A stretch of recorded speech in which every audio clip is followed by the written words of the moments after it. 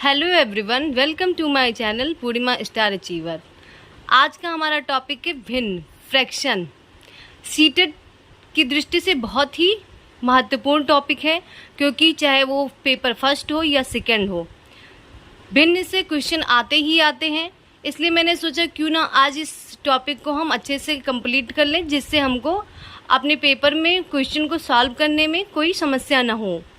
आज हम लोग समझेंगे कि भिन्न किसे कहते हैं, भिन्न की परिभाषा क्या होती है, भिन्न के प्रकार के बारे में जानेंगे और उससे संबंधित कुछ प्रश्नों को हल करेंगे। तो चलिए शुरू करते हैं।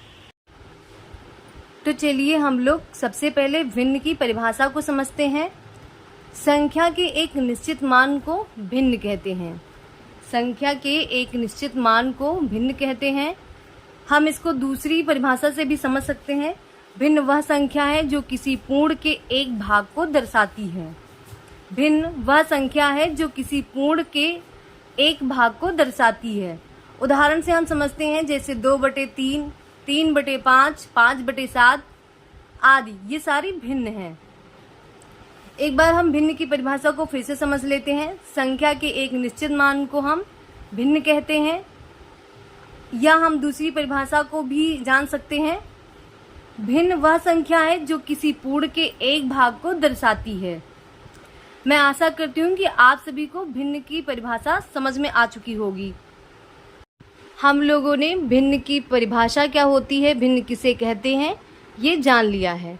आइए आगे बढ़ते हैं और भिन्न के भाग को समझते हैं। किसी भी भिन्न के कितने भाग होते हैं? अगर हम कोई भी भिन्न ले लें तो उसमें हम देखेंगे कि भिन्न के 2 भाग होते हैं, अंश और हर। जैसे 2/3 में ऊपर वाला अंश है और नीचे वाला 3। एक बार फिर से समझ लेते हैं कि कोई भी भिन्न हो उसके 2 भाग होते हैं, अंश और हर। जैसा कि हम इसमें देख पा रहे हैं, 2/3 में ऊपर वाला भाग है उसको हम अंश कहते हैं, इसको हम अंश कहते हैं। और जो नीचे वाला भाग होता है उसको हम हर कहते हैं। 2/3 में ऊपर वाला जो भाग है मतलब 2, उसको हम अंश कहेंगे, और जो नीचे वाला भाग है मतलब 3, इसको हम हर कहेंगे। अंश ये भिन्न के ऊपर का भाग होता है जो भिन्न के खंडों को दर्शाता है। जैसा कि मैंने पहले ही बता दिया कि ऊपर वाला जो भाग होता है उसे हम अंश कहते हैं, लेकिन अंश की परिभाषा क्या होती है? ये भिन्न के ऊपर का भाग होता है जो भिन्न के खंडों को दर्शाता है। हर क्या होता है, चलिए ये भी जान लेते हैं। ये भिन्न का निचला भाग होता है जो भिन्न को विभाजित करने वाले कुल भागों को दर्शाता है। हर जो होता है ये भिन्न का निचला भाग होता है जो भिन्न को विभाजित करने वाले कुल भागों को दर्शाता है। अब हम लोग भिन्न के प्रकारों के बारे में जानेंगे। भिन्न के प्रकार।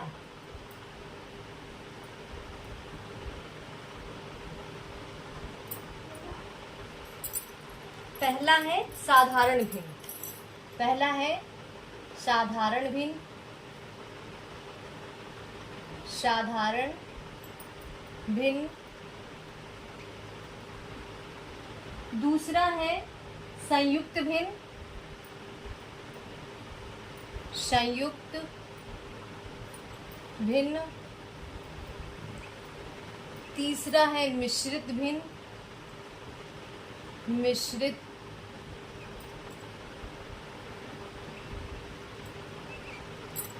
पहला है साधारण भिन्न, फिर संयुक्त भिन्न, फिर मिश्रित भिन्न। चौथा है व्युत्क्रम भिन्न।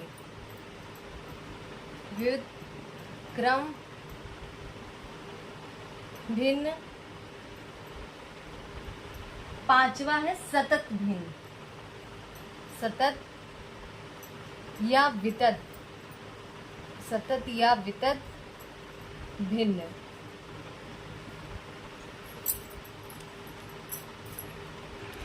एक बार फिर से समझ लेते हैं भिन्न के प्रकार।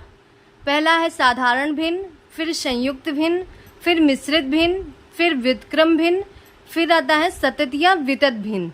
हम आगे इन सभी प्रकारों के बारे में अच्छे से व विस्तार पूर्वक पढ़ेंगे। ऐसी भिन्न जिसका एक अंश और एक हर हो उसे साधारण भिन्न कहते हैं। हम एग्जाम्पल से समझते हैं।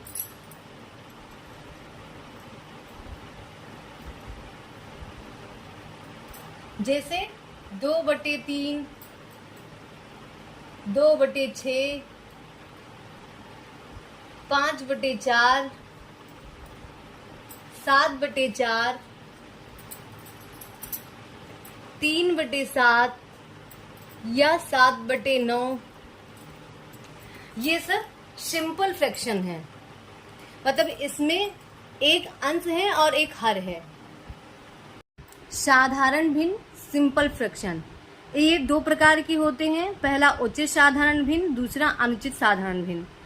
Proper simple fraction, improper simple fraction. तो सबसे पहले जानते हैं कि उचित साधारण भिन्न किसे कहते हैं। वह भिन्न जिसमें अंश का मान हर से कम होता है उसे हम उचित साधारण भिन्न कहते हैं। जैसे 2/3, 3/6, 3/7, 7/9। दूसरा है अनुचित साधारण भिन्न, वह भिन्न जिसमें अंश का मान हर से ज्यादा होता है उसे हम इम्प्रॉपर सिंपल फ्रैक्शन बोलते हैं। जैसे 5/4, 7/4। एक बार फिर से हम साधारण भिन्न समझ लेते हैं। ऐसी भिन्न जिसका एक अंश और एक हर हो उसे साधारण भिन्न कहते हैं। जैसे 2/3, 2/6, 5/4, 7/4, 3/7 आदि। आगे बढ़ते हैं और सिंपल फ्रैक्शन के प्रकारों के बारे में जानते हैं। ये दो प्रकार के होते हैं, उचित साधारण भिन्न और अनुचित साधारण भिन्न। Proper simple fraction, improper simple fraction. पहला है उचित साधारण भिन्न, मतलब वह भिन्न जिसमें अंश का मान हर से कम हो उसे हम उचित साधारण भिन्न कहते हैं। और दूसरा है अनुचित साधारण भिन्न, जिसमें अंश का मान हर से ज़्यादा हो उसे हम अनुचित साधारण भिन्न कहते हैं। दूसरा प्रकार है संयुक्त भिन्न।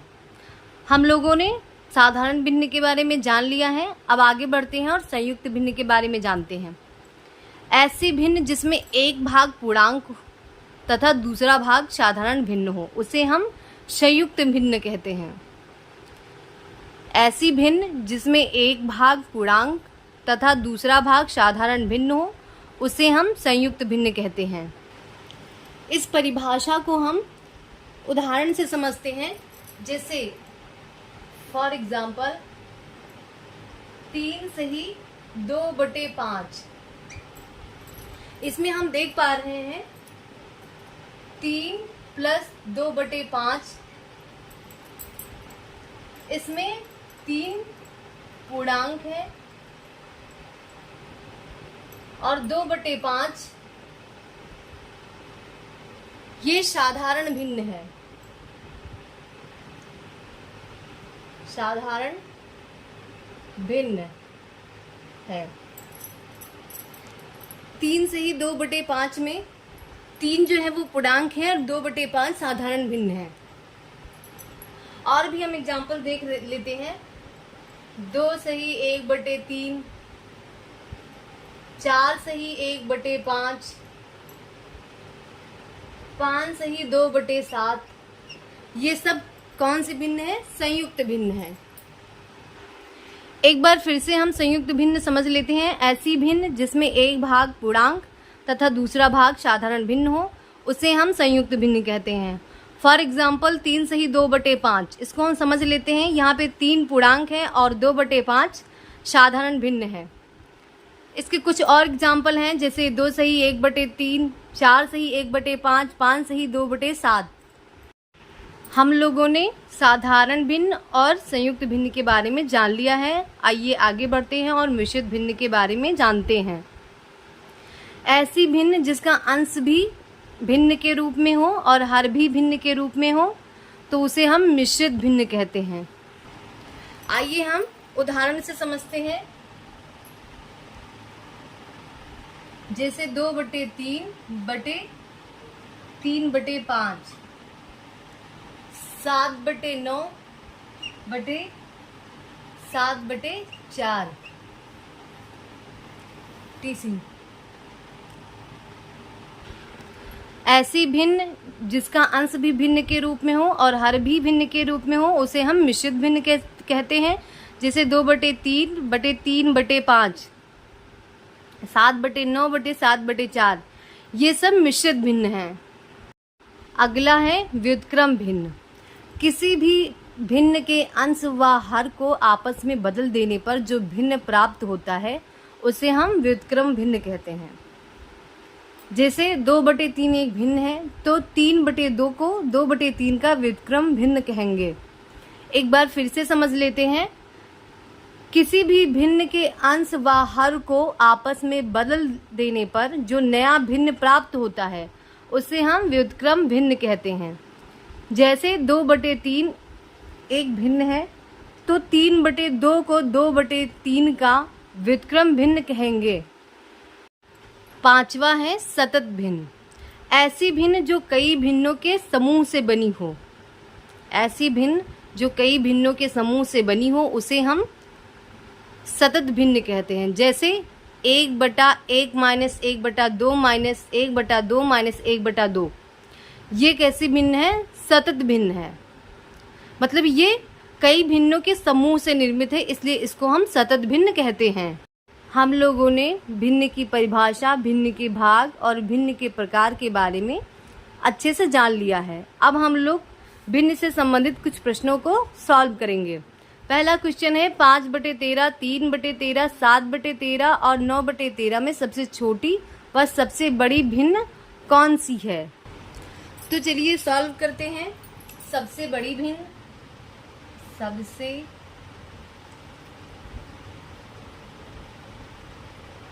बड़ी भिन्न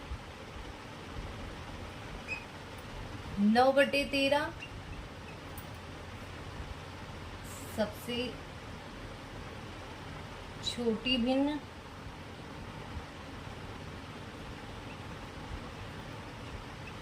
3/13। सबसे बड़ी भिन्न 9/13 और सबसे छोटी भिन्न 3/13। अगले सवाल की ओर बढ़ने से पहले हम एक तथ्य को जान लेते हैं। यदि दिए गए भिन्न में सभी के हर समान हों तो जिस भिन्न का अंश बड़ा होता है वो बड़ी भिन्न और जिसका अंश छोटा होता है वह छोटी भिन्न होती है। जैसे अभी हमने जो क्वेश्चन सॉल्व किया उसमें जो भिन्न की श्रृंखला है 5/13, 3/13, 7/13, 9/13 में छोटी भिन्न और बड़ी भिन्न पूछ रहा है। तो इसमें हर समान है सबके, तो इसमें सबसे बड़ी मतलब जिसका अंश सबसे बड़ा है वो बड़ी भिन्न और जिसका अंश छोटा है उसको छोटी भिन्न कहते हैं। तो यही एक फैक्ट है। तो यदि दिए गए भिन्न में सभी के हर समान हो तो जिस भिन्न का अंश बड़ा होता है उसे बड़ी भिन्न कहते हैं और जिसका अंश छोटा होता है उसे छोटी भिन्न कहते हैं। चलिए आगे बढ़ते हैं और दूसरा क्वेश्चन सॉल्व करते हैं। दूसरा क्वेश्चन है 6/17, 6/13, 6/11 और 6/19 में बड़ी भिन्न कौन सी है और सबसे छोटी भिन्न कौन सी है? तो चलिए सॉल्व करते हैं।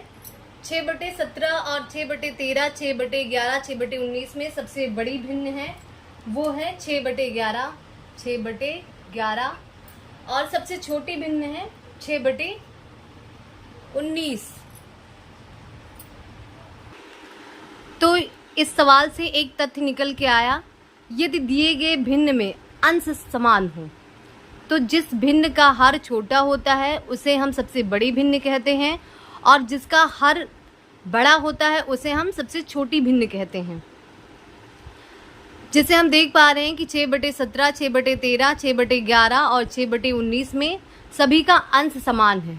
तो इसमें जिसका हर सबसे छोटा है वो सबसे बड़ी भिन्न और जिसका हर सबसे बड़ा है वो सबसे छोटी भिन्न कहलाएगी। एक बार फिर से इस फैक्ट को समझ लेते हैं। यदि दिए गए भिन्न में अंश समान हो तो जिस भिन्न का हर छोटा होता है वो बड़ी भिन्न और जिसका हर बड़ा होता है उसे हम छोटी भिन्न कहते हैं। अगला क्वेश्चन है 2/3 + 4/3 + 5/3 + 2/3 का मान क्या होगा? तो चलिए सॉल्व करते हैं। 2/3 + 4/3 + 5/3 + 2/3, इसमें सभी का हर समान है तो इसमें हम सीधे जोड़ना है, इसमें कुछ करना नहीं है। तो 2 प्लस 4 प्लस 5 प्लस 2 बटे 3, 4 2 6, 6 5 11 प्लस 2 13, 13 बटे 3, 13 बटे 3। तो हम इसको 3 से काटेंगे, आ जाएगा हमारा 4 सही 1 बटा 3। हमारा राइट आंसर होगा 4 से 1 बटा 3। अगला क्वेश्चन है 22 सही 1 बटे 2 प्रतिशत को भिन्न में बदलो। 22 सही 1 बटा 2 मतलब 45 बटे 2%। 22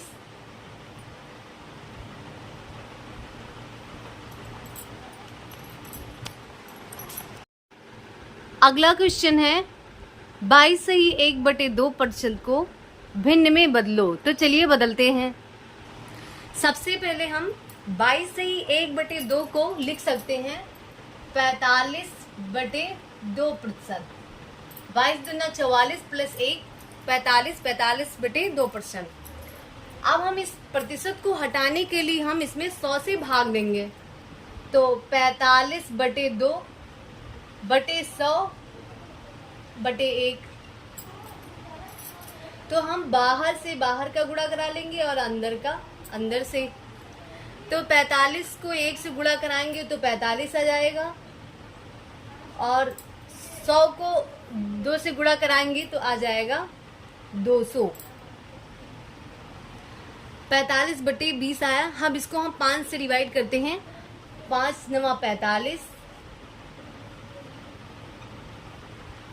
5 40 200। मतलब हमारा राइट आंसर आया 9 बटे 40। अगला क्वेश्चन है 1 सही 1 बटा 2 प्लस 11 सही 1 बटा 2 प्लस 111 सही 1 बटा 2 प्लस 1111 सही 1 बटा 2 का मान क्या होगा। तो चलिए सॉल्व करते हैं। सबसे पहले हम 1, 11, 111 और 1011 को एक तरफ कर लेते हैं। 1 प्लस 11 प्लस 111 प्लस 1111 को हमने एक साइड कर लिया, प्लस 1 बटा 2, और 1 बटा 2 कितनी बार आया है? 4 बार। तो हमने इसमें 4 का गुणा करा दिया। 2 1 कम 2, 2 दूनी 4, 1234 प्लस 2 आ जाएगा 1236।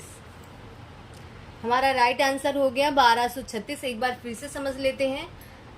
1 11 111 1011 को हमने एक तरफ कर लिया, प्लस 1 बटा 2, और वो कितनी बार आया? 4 बार। तो हमने 4 से 1 बटा 2 में गुणा करा दिया। 2 1 कम 2, 2 दूनी 4, हमारा यहाँ पे 2 बचा। फिर हमने 1 प्लस 11 प्लस 1011 प्लस 111 को जब हमने जोड़ा तो आया 1234। 1234 में हमने 2 को ऐड किया तो आ गया 1236। मतलब 1 सही 1 बटा 2 प्लस 11 सही 1 बटा 2 प्लस 111 सही 1 बटा 2 प्लस 1111 सही 1 बटा 2 का मान 1236 होगा। अगला क्वेश्चन है 1 सही 1 बटा 2 बटे 1 प्लस 1 बटे 1 प्लस 1 बटा 4 का मान क्या होगा। तो चलिए सॉल्व करते हैं। सबसे पहले हम ऊपर का सॉल्व करेंगे। 1 सही 1 बटा 2 का मतलब हो जाएगा 3 बटे 2, मतलब 2 1 कम 2 प्लस 1 3 बटे 2 बटे 1 प्लस 1 4 1 कम 4 1 5 बटे 4, 5 बटे 4, फिर 3 बटे 2 बटे 1 प्लस ये 4 ऊपर चलाएगा तो 4 बटे 5 हो जाएगा। यहाँ तक आप सभी को समझ आ चुका होगा। फिर आगे बढ़ते हैं। 3 बटे 2 बटे 5 1 कम 5 प्लस 4 9 बटे 5। तो ऊपर का बाहर से बाहर का गुणा करा लेंगे और अंदर बीच का बीच से गुणा करा लेंगे। तो हमारा आ जाएगा 3 गुणे 5 बटे 2 गुणे 9, मतलब 15 बटे 18। इसको हम 3 से डिवाइड करेंगे। 3 पचे 15, 3 चक 18, हमारा आंसर आ जाएगा 5/6। एक बार फिर से समझ लेते हैं। सबसे पहले हम ऊपर का भाग सॉल्व करेंगे। 1 सही 1/2 का मतलब हो गया 3/2 बटे 1 प्लस 1/4 प्लस 1 मतलब 5/4 हो जाएगा यहाँ पे। फिर आगे बढ़ते हैं 3/2 बटे 1 प्लस 4/5। फिर आगे आ गया 3/2 बटे 9/5। हमने बाहर से बाहर का गुणा कराया, अंदर से अंदर का गुणा कराया, तो 3 गुणे 5 बटे 2 गुणे 9 बराबर 15/18। तो हमारा आंसर आ गया 5/6। आइए बढ़ते हैं अगले क्वेश्चन की तरफ। हमारा क्वेश्चन है आधा प्रतिशत को भिन्न में बदलो। तो चलिए इसे भी सॉल्व करते हैं। आधा प्रतिशत मतलब 1/2%। अब हम इसको प्रतिशत से हटाने के लिए क्या करेंगे, 100 से भाग दे देंगे। 1/2 बटे 100, नीचे हम 1 मान लेते हैं, तो बाहर से बाहर का गुणा करा लेंगे और अंदर से अंदर का, तो आ जाएगा हमारा 1/200। हमारा आंसर निकल के आया 1/200। अगला क्वेश्चन है 1 + 2/7 + 3/1 + 4/3 का मान क्या होगा। तो चलिए सॉल्व करते हैं। 1 + 2/7 + 3/3 एकम 3 + 4 मतलब 7/3। आगे बढ़ते हैं 1 + 2/7 प्लस ये 3 का 3 से गुणा हो जाएगा, ऊपर चला जाएगा तो 9/7 हो जाएगा। फिर आगे बढ़ते हैं तो 1 + 2/7 + 49 प्लस 9 58 58/7 आ जाएगा।